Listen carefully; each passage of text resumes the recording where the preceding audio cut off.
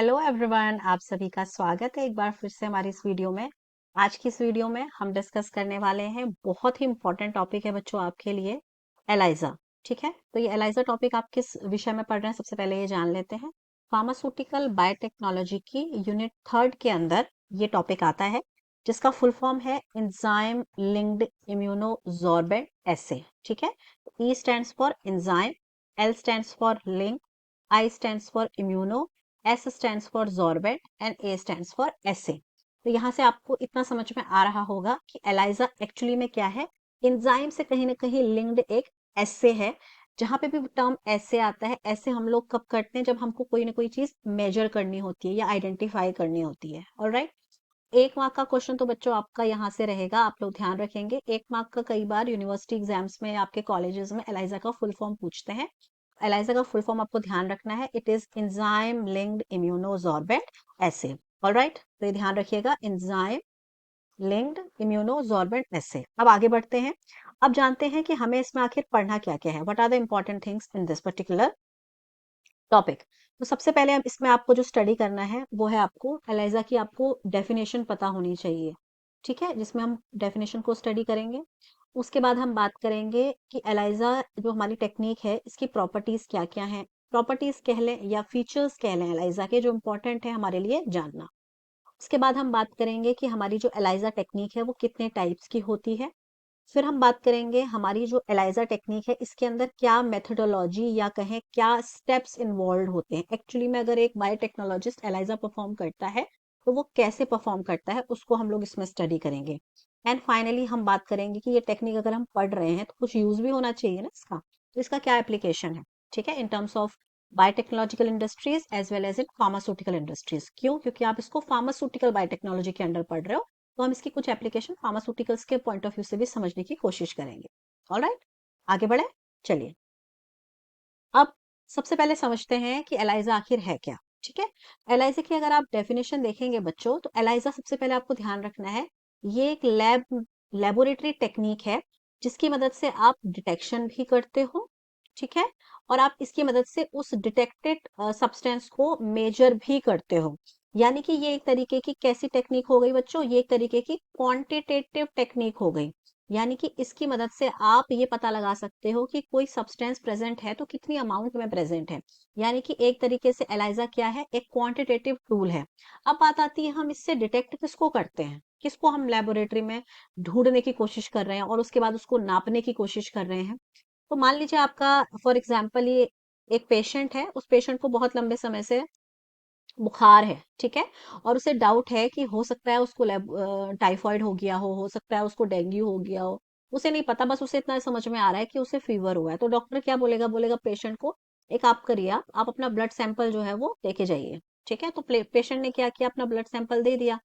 Pathology lab में क्या होगा, उस पेशेंट के ब्लड सैंपल में जो एंटीजेंस हैं, यानी कि antigen could be any virus, any bacterial toxin, ठीक है, उसकी जांच की जाएगी। तो उसकी जांच कैसे की जाएगी, यही वो टेक्निक है जिसकी मदद से पता लगाया जाता है कि आपके बॉडी के अंदर कोई स्पेसिफिक सब्सटेंस आ गया है। एज अ एंटीबॉडी भी आ सकता है, कई बार आपकी बॉडी के अंदर एंटीबॉडीज का भी डिटेक्शन किया जाता है, एंटीजेंस भी डिटेक्ट किए जाते हैं, कुछ प्रोटीन्स भी डिटेक्ट किए जाते हैं। हालांकि प्रोटीन्स, एंटीजन, एंटीबॉडीज तक तो ठीक था, हार्मोन्स का डिटेक्शन भी इस टेक्निक की मदद से किया जाता है। इसी कारण से आपने देखा होगा, जो प्रेग्नेंट वुमेन होती हैं, सबसे पहले वो प्रेगनेंसी की जांच कैसे करती हैं, वो प्रेगनेंसी किट के थ्रू जांच करती हैं। तो प्रेगनेंसी किट एक्चुअली में किस टेक्निक पर आधारित है बच्चों, वो एलाइजा टेक्निक पर ही आधारित है, ये आपने ध्यान रखना है। ऑलराइट, आपकी बॉडी के अंदर, आपके ब्लड में या आपके यूरिन सैंपल में एंटीजन की जांच, एंटीबॉडी की जांच, प्रोटीन्स की जांच, हार्मोन्स की जांच जो है वो जिस टेक्निक से की जाती है लेबोरेटरी के अंदर, वो टेक्निक है आपकी एंजाइम लिंक्ड इम्यूनोसॉर्बेंट एसे, एलाइजा है वो। ठीक है, चलिए अब आगे बढ़ते हैं। मूविंग ऑन, अब सबसे पहले पढ़ते हैं कि इसकी प्रॉपर्टीज क्या क्या हैं या फीचर्स क्या क्या हैं हमारी एलाइजा टेक्निक की। सबसे जो खास बात इसको यूनिक बनाती है बच्चों, वो है इसकी हाई सेंसिटिविटी। ये बहुत ही सेंसिटिव टेक्निक है। इसका मतलब अगर बहुत लो कंसंट्रेशन में भी आपके बॉडी के अंदर कोई एंटीजन या कोई एंटीबॉडी या कोई, सॉरी, या कोई हार्मोन, एंटीबॉडी या कोई हार्मोन प्रेजेंट है, तो आपके यहाँ ये टेक्निक जो है उसको डिटेक्ट कर लेगी, even if it is present in low concentration. ठीक है। नेक्स्ट ये मल्टीपल सैंपल टेस्टिंग करती है, मतलब आप इस एक एलाइजा के टेक्निक के थ्रू आप एक ही बार में एंटीजन की भी जांच कर सकते हो, क्योंकि एक एलाइजा का जब जांच की जाती है तो जो प्लेट होती है ना, माइक्रो लीटर की प्लेट होती है, उसके अंदर ऐसे करके छोटे छोटे बहुत सारे ग्रूव्स बने रहते हैं जिन्हें वेल्स कहा जाता है। तो ऐसी एक छोटी सी प्लेट के अंदर ऐसे 96 वेल्स होते हैं, यानी कि आप एक बार में 96 सैंपल्स को इसमें डालकर उसकी आइडेंटिफिकेशन कर सकते हो। नेक्स्ट ये बहुत ही परफॉर्म करने में बहुत आसान है। देन जैसा कि मैंने आपको बताया, क्योंकि इससे आप क्वांटिटी भी मेजर कर पाते हो कि ये प्रेजेंट है तो कितना है, तो प्रेजेंट है या नहीं ये आप क्वालिटेटिवली जांचते हो, और क्वांटिटेटिवली भी आप पता लगा लेते हो कि कितना प्रेजेंट है। नेक्स्ट ये अपनी एप्लीकेशन में काफी वर्सेटाइल है। हम इसे वर्सेटाइल क्यों कह रहे हैं, क्योंकि ये सिर्फ डायग्नोसिस यानी कि क्लिनिक सॉरी ये सिर्फ डायग्नोस्टिक यानी कि क्लिनिकल एप्लीकेशन तक ही सीमित नहीं है। ठीक है, अगर आप इसकी एप्लीकेशन देखेंगे तो क्लिनिकल भी इसकी एप्लीकेशन है, रिसर्च इंडस्ट्री में भी इसकी यूज होती है, फूड इंडस्ट्री में भी इसका बहुत एप्लीकेशंस है, तो हर जगह इसका इस्तेमाल किया जाता है। नेक्स्ट अगर आपको कोई स्पेसिफिक एंटीजन डिटेक्ट करना है तो भी आप इसको यूज करते हैं। नेक्स्ट ये काफी सस्ती पड़ती है, it is very cost effective technique, ज्यादा आपको पैसा खर्च नहीं करना पड़ता है। आप एलिजा का इस्तेमाल कर सकते हो in order to identify the different different substances such as antigen, antibody, hormone etcetera. इसके अलावा एलाइजा जो है वो कोई एक तरीके की नहीं है, हमारे पास एलाइजा के बहुत सारे वेरिएंट्स हैं, जिसमें हम लोग डायरेक्ट एलाइजा को पढ़ते हैं, अभी हम आगे पढ़ेंगे इनडायरेक्ट एलाइजा को पढ़ते हैं, तो different variants of aliases are there. अब हर एक एलाइजा का अपना एक यूज है। ठीक है, नेक्स्ट ये माइक्रोप्लेट रीडर भी होती है। एंड लास्ट एंटीबॉडी कैरेक्टरिस्टिक्स इसमें रहते हैं। ठीक है, यानी कि आप एक स्पेसिफिक एंटीबॉडी की भी इसमें जांच कर सकते हो, क्योंकि अपने ये जो एलाइजा है ये सेंसिटिव भी है और ये बहुत स्पेसिफिक भी है, यानी कि एक बार में आप एक विशेष प्रकार के एंटीजन एंटीबॉडी की जांच भी कर सकते हो। अब बात कर लेते हैं बच्चों, बहुत इंपॉर्टेंट है, हमारी जो एलाइजा के मैंने आपको बताया ना बहुत सारे वेरिएंट होते हैं, तो उसमें से आपका एक वेरिएंट आता है डायरेक्ट एलाइजा, दूसरा आता है इनडायरेक्ट, तीसरा है सैंडविच और चौथा है कॉम्पिटिटिव। ठीक है, इसका आपको इन डिटेल नहीं पढ़ना है, पर मैं आपको इसकी ब्रीफिंग दूंगी। ठीक है, अगर आपके पेपर में आएगा तो आप ये डायग्राम बना सकते हैं, इससे आपके कंटेंट कवर हो जाएगा। चलिए, अगर हम बात करें, यहाँ पर एक जनरल मैंने एक स्टेप्स दिखा रखा है इन ऑर्डर टू एक्सप्लेन कि एक्चुअली में आपकी जो एलाइजा है उसमें होता क्या है। एलाइजा में आपका बहुत सिंपल प्रोसेस होती है, ये जो आप देख रहे हैं ना, ये आपकी एक माइक्रोटीटर की प्लेट है, एक वेल है। ठीक है, let me take the laser. ये जो आप देख रहे हैं ना, ये एक वेल है, इस वेल के अंदर आपका यहाँ एक एंटीबॉडी डाल रखी है। ठीक है, एंटीबॉडी डालने के बाद इसमें एंटीजन का एडिशन किया गया है, ये ग्रीन कलर का एंटीजन है। अब आपको पता है एंटीजन और एंटी आपस में क्या करते हैं, बाइंड करते हैं, तो आप जब एंटीजन डाल रहे हैं तो ये एंटीजन ने जाके क्या कर लिया, एंटीबॉडी से बाइंड कर लिया। अब क्या होता है, इसमें आप एक ऊपर से एक और एंटीबॉडी डालते हो, ऐसा एंटीबॉडी जिसके ऊपर क्या लिंक्ड है, जिसके ऊपर एक एंजाइम लिंक्ड है। तो आप ये एक दूसरी एंटीबॉडी इसके अंदर डालोगे, और ये एंटीबॉडी जो होगी वो किससे जुड़ी रहेगी, वो एक एंजाइम के साथ लिंक्ड रहेगी, उसको आप इसके अंदर डालोगे। एंजाइम डाल दिया आपने, enzyme which is linked to an antibody. ठीक है, आप समझ पा रहे हैं, ये हमारे पास एक एंटीबॉडी थी। ठीक है, तो ये हमने पहले हमारा जो वेल था उसमें हमने पहले बॉटम पे खूब सारी एंटीबॉडी की कोटिंग करी, उसके बाद हमने अपना सैंपल डाला, सैंपल से एंटीजन आया, उसके बाद हमने इसमें दूसरी एंटीबॉडी डाली, लेकिन ये एंटीबॉडी फ्री नहीं होती, ये एंजाइम के साथ लिंक्ड होती है, उसको हमने डाला।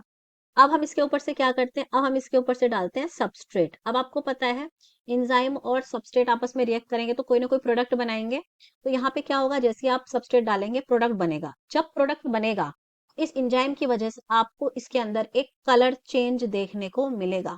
अगर वो कलर चेंज आ रहा है तो ये जो आप जिस एंटीजन को आप ढूंढ रहे थे, यानी कि उस सैंपल में वो एंटीजन प्रेजेंट है। अगर कलर चेंज नहीं आ रहा है इसका मतलब वो एंटीजन उस सैंपल के अंदर प्रेजेंट नहीं है, सिंपल है।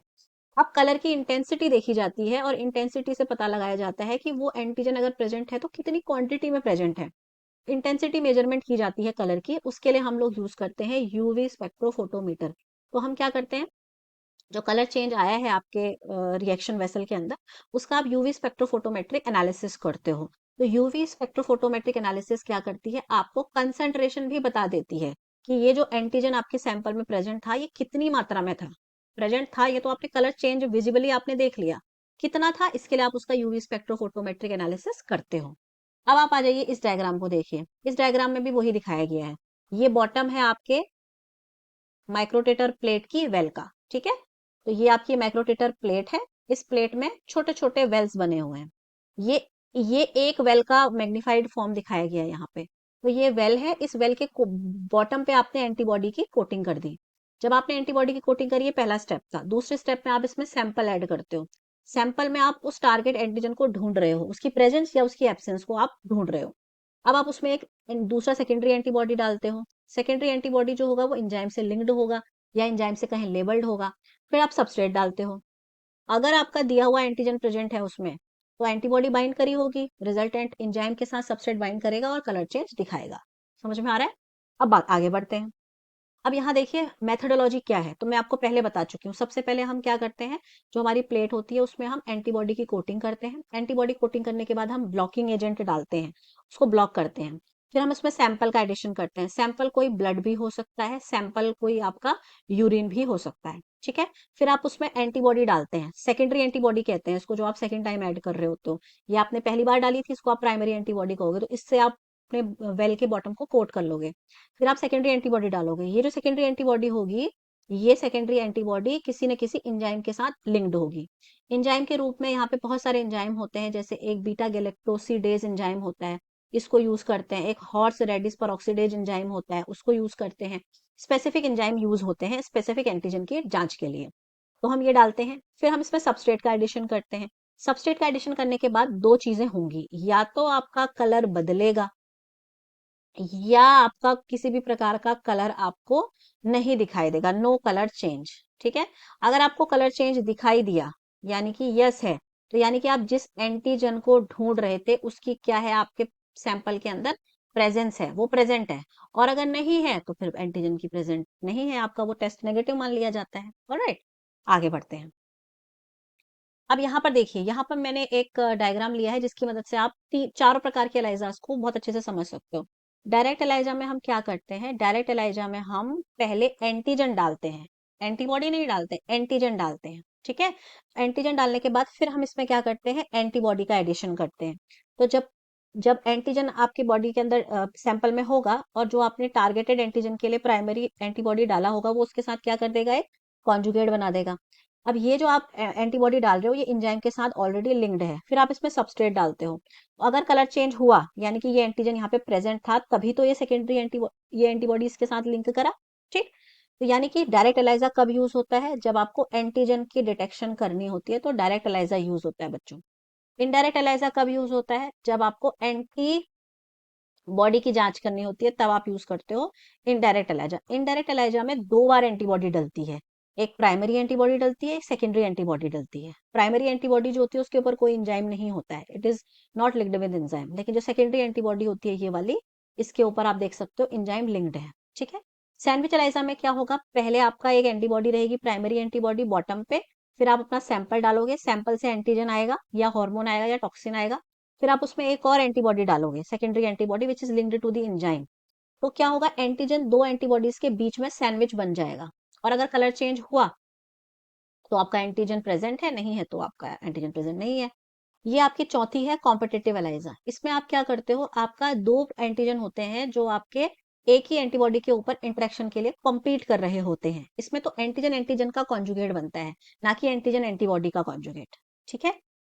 अब बात करते हैं, ये हमने इनडायरेक्ट डायरेक्ट एलाइजा का ही डायग्राम बना रखा है। अब हम बात करते हैं एप्लीकेशंस की। तो जैसा कि मैंने आपको बताया, एलाइजा का क्लिनिकल डायग्नोस्टिक्स में भी यूज होता है। जैसे अगर आपको अपनी बॉडी के अंदर इन्फेक्शन डिजीज की जांच करनी है, आपको पता लगाना है कि एचआईवी इन्फेक्शन है, हेपेटाइटिस इन्फेक्शन है, कहीं डेंगू का फीवर तो नहीं हो गया, कहीं लाइम डिजीज तो नहीं हो गई है। इसके लिए आपके सैंपल पे क्या लगाई जाती है, आपके सैंपल के ऊपर एलाइजा लगाई जाती है। अगर आपको ये पता लगाना है कि आपको किसी सब्सटेंस की एलर्जी है कि नहीं है, तो यानी कि आपके सब्सटेंस, आपकी बॉडी के अंदर क्या ढूंढा जा रहा है, एंटीबॉडी ढूंढी जा रही है। हमको पता है ना, अगर हमारी बॉडी के अंदर आईजीई एंटीबॉडीज है, इसका मतलब हमारी बॉडी के अंदर क्या है, एलर्जिक रिएक्शंस हो रही हैं। तो एलर्जी की टेस्टिंग आपकी बॉडी के अंदर आईजीई एंटीबॉडीज की जांच से की जाती है।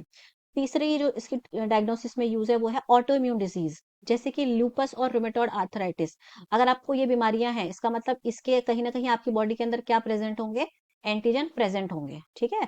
आप देखिएगा, कभी गौर करिएगा, आपके घर में बड़े बुजुर्ग हैं जिनके घुटनों में दर्द होता है, तो उनका क्या करते हैं, रोमाटॉइड आर्थराइटिस फैक्टर की जांच करते हैं। उसमें वो यही प्रोटीन को ढूंढते हैं, और उसको जिस टेक्निक से ढूंढते हैं वो एलाइजा है। कैंसर के डायग्नोसिस में भी एलाइजा का इस्तेमाल किया जाता है। क्यों? क्योंकि ये क्या करता है, आपके शरीर के अंदर ट्यूमर के जो मार्कर्स होते हैं उनको डिटेक्ट करता है। अगर आपके शरीर में ट्यूमर के मार्कर हैं, इसका मतलब आपको कैंसर हो सकता है। ठीक है। इसके अलावा ड्रग लेवल की मॉनिटरिंग भी ये करता है। ठीक है। तो आपको अगर ड्रग अब्यूज को डिटेक्ट करना है, आपके शरीर के अंदर किसी ड्रग की इफेक्टिवनेस को इंश्योर करना है, या आपको टॉक्सिसिटी से बचना है, उसके लिए भी आप इस टेक्निक का इस्तेमाल करते हैं। ठीक है। फिर बात आती है रिसर्च में भी इसका बहुत यूज होता है, जैसे कि प्रोटीन और एंटीबॉडी का डिटेक्शन करना, ये तो हमें पता ही है। ड्रग डिस्कवरी में भी इसका यूज होता है। बायोमार्कर रिसर्च कर रहे हैं आप, वहां पे भी यूज होता है। इन्वायरमेंटल मॉनिटरिंग में भी एलाइजा का इस्तेमाल होता है। कैसे?